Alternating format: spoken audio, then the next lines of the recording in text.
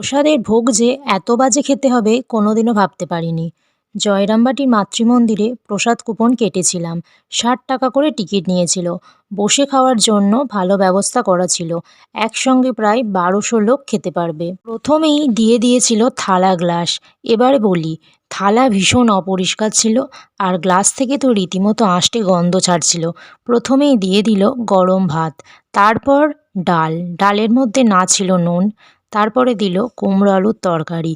এই তরকারিটা তবুও মোটামুটি ভালো ছিল, এটা দিয়ে ভাতটা খেতে পেরেছি কিছুটা হলেও।